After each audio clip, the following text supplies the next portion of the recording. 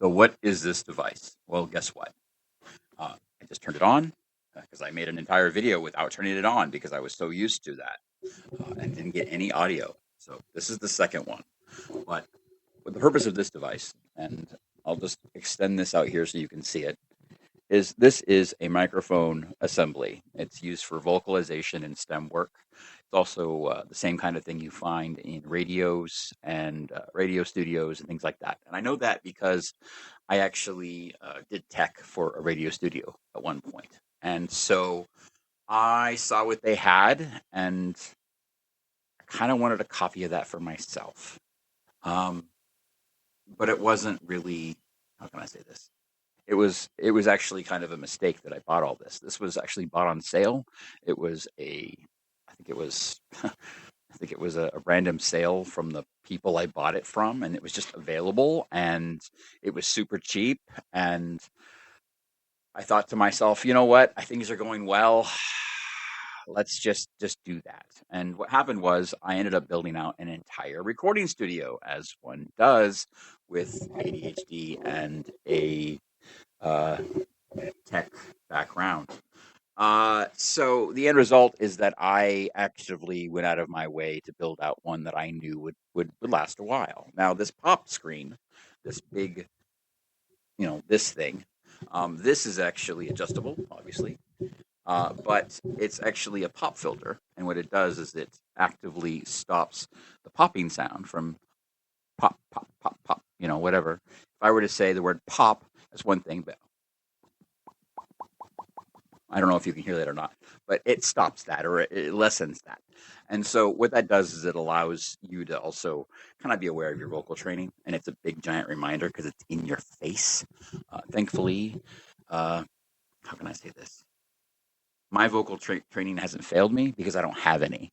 I'm completely self-taught in that regard, and so that is why I don't subject you guys to my singing because my singing is terrible.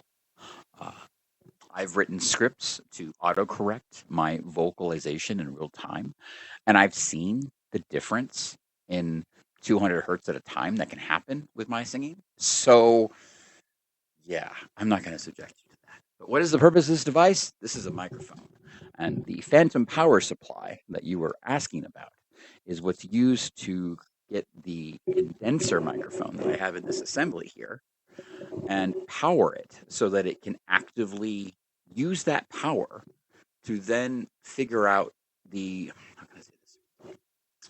The power on the microphone is being used to amplify its ability to read noise. It's also being used to amplify its sensitivity and allow it to be more sensitive to different sounds. It's an attempt to make it more useful for broadcasting and for recording and everything else, but it also allows me to, you know, talk away from it and still be heard. And so as a result of that, when it's working, it's great. But for the longest time, it didn't work. I didn't have a working power box. And so what happened, based on the data I've got, is I was literally making videos with an unpowered microphone. And then I was arbitrarily, through a script, modifying the video to have better audio so people could hear me. And that is why I suddenly had a bunch of people one day telling me, fix your mic, because apparently it went dead. And so there you go. The purpose of this device is for recording vocalization, whether it's speaking like this or actively me singing. And so I got a setup that could do both because at the time I really wanted to sing. And then I lost a big gap of my hearing.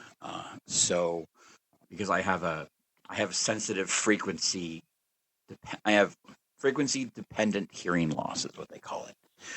But legally, I'm just deaf. I'm hard of hearing legally.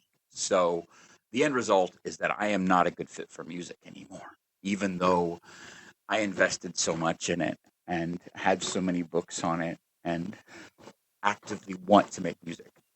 I can't because of my hearing. And so I do vocalizations and I speak instead.